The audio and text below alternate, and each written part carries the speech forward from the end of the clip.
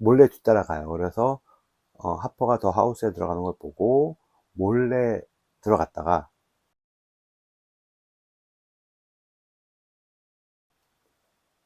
안녕하세요, 노랑조 변호사입니다. 오늘 소개할 책은 이 책입니다. 샤이닝 걸스, 루런 부커스가 썼고 문은실님께서 옮기셨고요. 단숨이라는 출판사에서 2015년 8월 14일날 출간된 책입니다. 사실 좀 오래됐죠. 10년 정도 된 책인데, 저는 이 책을 이제 최근에 알게 됐거든요. 얼마 전에 그 유튜브에서 애플 TV 샤이닝 걸스라고 하는 스릴러 드라마를 소개하는 영상을 보게 됐었어요. 그랬는데 내용이 꽤 흥미를 유발하긴 하는데, 저는 애플 TV를 사용하지 않기 때문에 이제 볼 수는 없는 상황이었죠. 그런데 그 영상 말미에 이 원작의 책이라는 안내가 있더라고요. 그래서 책이면 한번 궁금한데 사볼까 싶어서 이제 알라딘에 들어가서 책을 구입을 했습니다. 분량이 지금 보시는 것처럼 꽤 두툼해요. 네, 두툼하고 내용도 꽤 긴 편이긴 한데, 이게 목차별 분량이 좀 짧아서 틈틈이 읽기는 되게 좋았던 것 같아요. 그리고 이제 이 책은 사실 줄거리를 이야기하기가 되게 애매한 책입니다. 보통 이제 일반적으로 추리소설 또는 뭐 스릴러물 이런 경우에는 적어도 범인이 그 범죄를 저지르게 되는 그 이유 이런 정도는 충분히 이제 설명을 하거든요. 그런데 이 책은 아예 그런 거는 나오지도 않아요. 왜 범인이 그런 죄를 저질렀고 사람을 왜 죽였고 그거에 대한 어떤 그런 배경적인 이야기라든가 이런 것들이 전혀 등장을 하지 않고요. 그냥 처음부터 이야기해서 이 살해를 당하는 사람들은 그냥 죽을 운명인 거예요. 그래서 그 여기서 이제 그 살인마의 이름이 하퍼 커티스인데, 그 여자들 같은 경우에도 왜 그런지 어쩐 건지 왜 범인이 이 사람을 선택했는지에 대한 것들은 전혀 등장하지 않고, 그냥 살인자 입장에서 봤을 때 이 소녀들이 반짝반짝 빛이 나요. 그래서 그 빛나는 여자들만 골라서 죽이는 거거든요. 그리고 그 이제 살인은 어떻게 진행이 되느냐면, 이 범인이 우연히 이제 그 들어가게 된 더 하우스라고 불리는 되게 낡은 집인데, 그 집을 통과하면 시간을 이렇게 넘나들어요. 1900년대 초반에서 1990년대 중반까지 왔다 갔다 넘나들면서 살인을 저지르고, 그렇게 시간을 통과하고 다니다 보니까 범인을 잡는 것은 사실상 절대적으로 다 불가능한 그런 이야기인 겁니다. 그래서 이야기를 좀만 더 정리를 해보자면, 1930년대 그냥 뭐 어느 날이에요. 길거리 불황자 수준으로 묘사되는 남자, 그 사람의 이름이 하퍼 커티스인데, 그 사람이 어처구니 없이 사람 하나 죽이게 돼요. 그리고 외투 하나 뺏어서 달아났다가 낡은 집을 발견하고 이제 숨어들거든요. 들어가는데 딱 처음 들어갔을 때 분위기는 겉에서 보기엔 되게 폐가인데, 안으로 들어가니까 멀쩡한 집이고 뭐 방금 사람이 있었던 것 같은 분위기고, 그런데 거실 한복판에는 남자 하나가 죽어 있는 거예요. 그래서 그 집에서 생활을 하기 시작을 하는데, 딱 들어가는 순간 누군지도 모르는 어떤 힘에 이끌려서 살인 인물을 부여받게 되죠. 그리고 그 사람이 문을 열고 나가면 뭐 1960년대도 되고 70년대, 80년대, 90년대까지 막 이렇게 오고 가고 하거든요. 그래서 나이 어린 소녀에게, 가는 그 살인 대상자가 되는 소녀죠. 그 소녀의 나이 어린 시절에 가서 장난감이든 뭐 뭐든 하나를 맡기고, 나중에 찾으러 올게, 나는 금방 올 거야, 근데 너한테는 좀 시간이 걸릴 수도 있어 라고 하는 애매한 말을 하고 다시 사라졌다가, 그 사람이 다시 찾아가는 시점이 이제 그 소녀가 자란 이후의 시간으로 재방문을 하게 되는 거죠. 이야기의 흐름에서 그럼 그 어린 소녀를 그냥 죽여버리지 뭐하러 시간이 길게 몇 년 뒤, 몇십 년 뒤로다가 하지? 라고 하는 부분에 대한 설명도 없어요. 그런 것도 없고, 그리고 이제 그렇게 죽인 다음에 자기가 맡겼던 물건 되찾아오고, 그 시체에는 또 다른 어떤 물건 하나를 두고 오는 거죠. 그 물건은 대부분 그 소녀가 죽었던 시점을 기준으로 보자면 시간이 맞지 않는 물건들이에요. 미래에 만들어진 물건을 들고 과거를 가서 뭐 전달하고 이제 이런 식으로 다 진행이 되고요.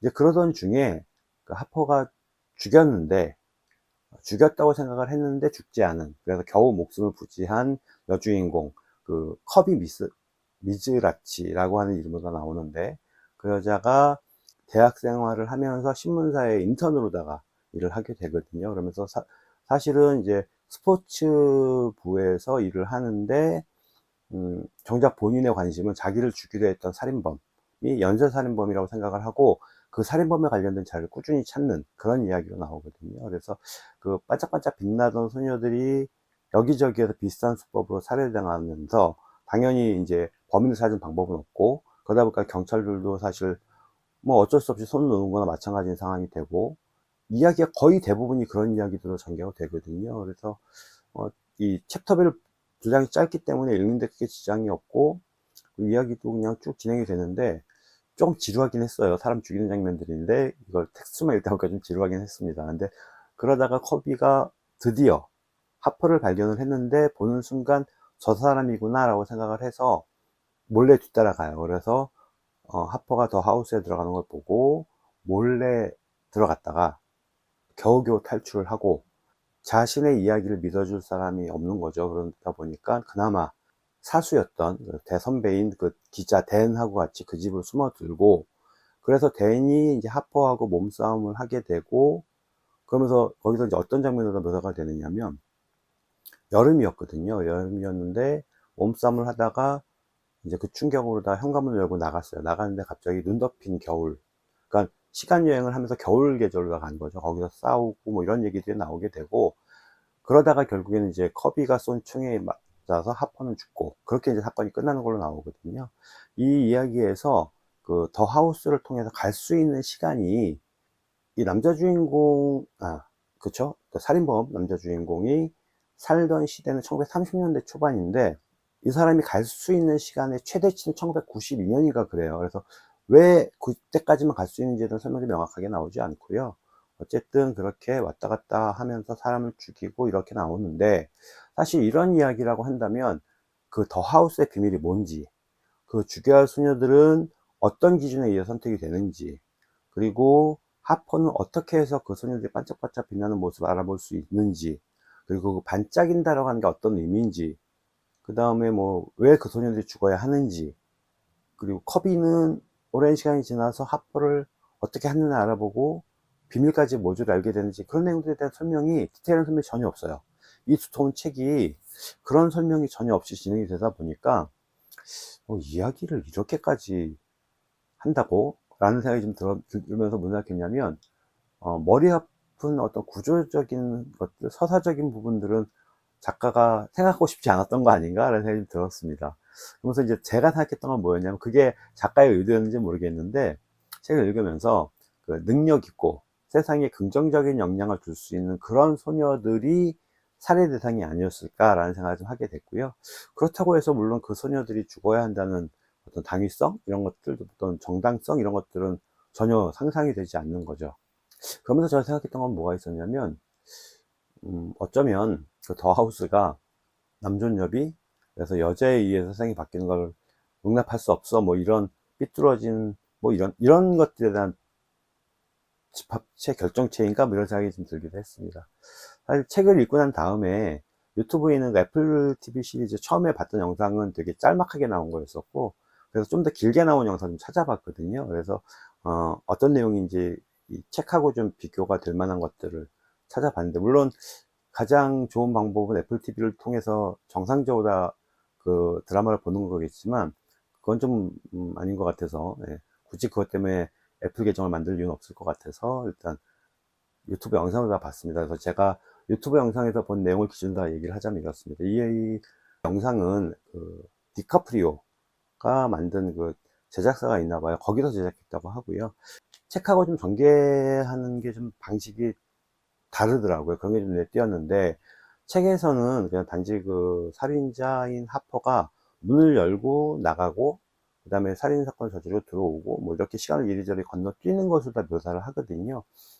그 살인자가 시간 여행을 한다고 해서 세상이 뭐 이상하게 뒤틀리거나 변하지는 않는데, 그런 거에 대한 묘사는 없거든요. 그런데 영화에서는 여주인공 커비가 지금 겪으면서 메모를 하는 그런 세상과 시간이 지나면서 보게 되는 세상이 달라지는 것들이 좀 나와요. 그러면서 좀 되게 혼란을 겪는 묘사가 나오는데, 그래서 커비가 자신의 주변을 되게 꼼꼼하게 메모를 해요. 뭐 침대는 뭐가 있고, 뭐 뭐는 어떻고, 강아지는, 내가 키우는 강아지 이름이 뭐고, 이렇게 쭉 이름도 적어두고 하는데, 분명히 내가 키우는 강아지의 이름은 뭐다라고 적어놨거든요. 그런데 갑자기 강아지가 아니고 고양이였어. 그리고 이 신문사에서 일을 하다가 외출을 했다가 돌아오니까 자신이 기억하는 자리가 아닌 다른 자리가 자기 자리가 되어 있고, 뭐 이런 것들. 그 다음에 그 신문사 내에서 썸을 타던 그 남자가 있는데 어느 날 정신 차리고 보니까 내가 그 사람과 결혼해서 부부가 되어 있고,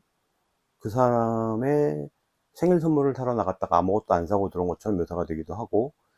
그래서 본편을 보지 못하고 이제 유튜브 요약본만 봤으니까 좀 틀린 생각일지도 모르겠는데, 아마도 이런 부분들, 이렇게 바뀌는 부분들은 하퍼가 시간 여행을 하면서 그렇게 왔다 갔다 하는 게 커비에 현재 영향을 미치는 그런 쪽으로다가 묘사가 되는 것 같아요. 그래서 그 시간 여행과 관련된 영상들을 보면 다중우주 뭐 이런 얘기들이 있잖아요. 그러니까 그거를 그런 식으로 표현한 건가 라는 생각이 좀 들기도 했습니다. 사실 이 책을 읽는 내내 이게 이제 드라마나 영화로 만들면 볼거리가 많겠다는 생각을 좀 했었고요. 책은 일반적으로 보자면 전반적으로 서사의 어떤 그런 일정 분량을 할애하는 게 익숙한 방식인데, 그런 걸 이제 모조리 빼다 보니까 이야기가 좀 어색한 느낌이었거든요. 근데 읽으면서도 이걸 영상으로 만들면 그런 부분들에 대한 서사를 과감하게 제거를 하더라도 시각적인 어떤 느낌들이 주는 만족감이 클 것 같고, 그걸 감안하자면 어쩌면 작가는 이 책을 쓸 때부터 영상화하는 부분을 충분히 감안하고 쓴 책이 아닐까 싶기도 하고요.